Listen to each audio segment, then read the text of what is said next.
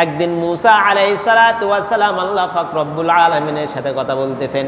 কথা বলতে বলতে আল্লাহ পাক রব্বুল আলামিনকে বলতেছেন, ও আল্লাহ, আমাকে এমন একটা দোয়া শিখিয়ে দেন যে দোয়াটা করার দ্বারা আমি আপনার কাছে যে দোয়ার মাধ্যমে, যেই জিকিরটার মাধ্যমে, যে দোয়াটার মাধ্যমে আমি আপনার কাছে দোয়া করব, আমি আপনার কাছে প্রার্থনা করব, আর যে দোয়াটা তা পড়ার দ্বারা, জিকির করার দ্বারা আমি আপনার নৈকট্য অর্জন করতে পারবো।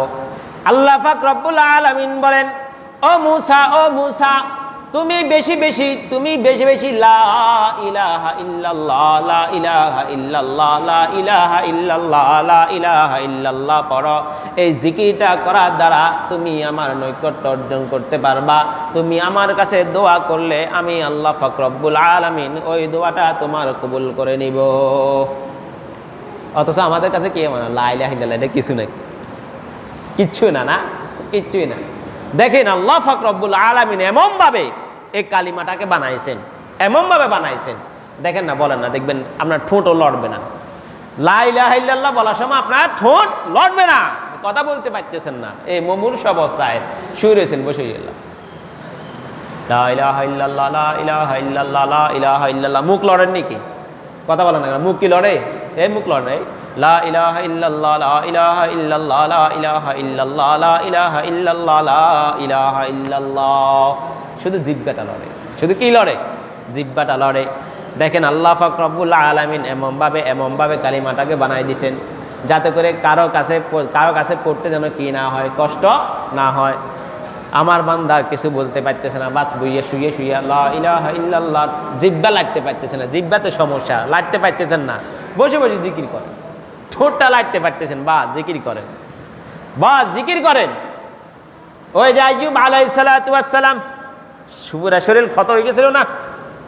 কি পুরা শরীর ক্ষত হয়ে গেছে, আল্লাহর কাছে যদি দোয়া করছে, ও আল্লাহ, পুরাটা শরীর আপনি কি করে দিয়েছেন, ক্ষত করে দিয়েছেন, সমস্যা নাই, কিন্তু আমার জিহ্বাটা আপনি ক্ষত করিয়েন না, কারণ এই জিহ্বা দ্বারা আমি আল্লাহ আপনার যেন জিকির করতে পারি, এই জিহ্বাটা আপনি কি করে দিয়েন না, ক্ষত করে দিয়েন না। যাই হোক, ওইদিকে গেলে আরো মেলা কথা।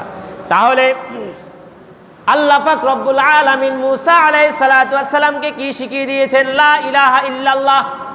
ও মুসা, তুমি লা ইলাহা ইল্লাল্লাহ এই জিকিরটা বেশি করো, এই জিকিরটা বেশি করো। মুসা আলাইহিস সালাতু ওয়াস সালামের মনটা আমাদের মতো হয়ে গেছে, এই কালিমাটা তো সবাই পারে, এই কালিমাটা তো সবাই পড়ে। প্রত্যেক নবী এই কালিমা নিয়ে আসছেন, প্রত্যেক নবী এই কালিমার দাওয়াত দিয়েছেন। আমাদের কাছে মনে হয় আরে মুসলমান তো কইতে নাই তো, এই কালিমা কত ওজন, এই কালিমার কত পাওয়ার, বলতে পারতেন না তো। আল্লাহ রাসূল বলেন, মান ক্বালা লা ইলাহা ইল্লাল্লাহ দাখালাল জান্নাহ। ও আমার উম্মতরা, তোমাদের মধ্যে কোনো ব্যক্তি যদি লা ইলাহা ইল্লাল্লাহ বলে, দাখালাল জান্নাহ, সে কি করবে? জান্নাতের মধ্যে দাখিল হয়ে যাবে। সুবহানাল্লাহ। কিন্তু এ লা ইলাহা ইল্লাল্লাহ যে বলবেন, লা ইলাহা ইল্লাল্লাহ বলতে হলে লা ইলাহা ইল্লাল্লাহর মতো বলতে হবে। আপনার আর আমার মতো লা ইলাহা ইল্লাল্লাহ হাজার লাখ কোটিবার বললেও কোনো ফায়দা হবে না। কিন্তু বলার মতো সাহাবা রাদিয়াল্লাহু তাআলা আনহুরা বলার মতো একবার বলছে। একজন সাহাবী খেজুর খাইতেছে উহুদের যুদ্ধের সময়, খেজুর খাইতেছে। একজন কাফের সাহাবী, মনে হয় কাফির ছিল মনে হয়, এই সাহাবী খেজুর খাইতেছে। হঠাৎ হুজুর সাল্লাল্লাহু আলাইহি ওয়াসাল্লাম কাছে আসছে, আসি বলতেছে, সরি, কাফের ছিল না, উনি মুসলমান হয়েছে, নতুন মুসলমান হইয়া উহুদের যুদ্ধে আসার পরে এখনো ওনার পর কোনো নামাজ ফরজ হয় নাই।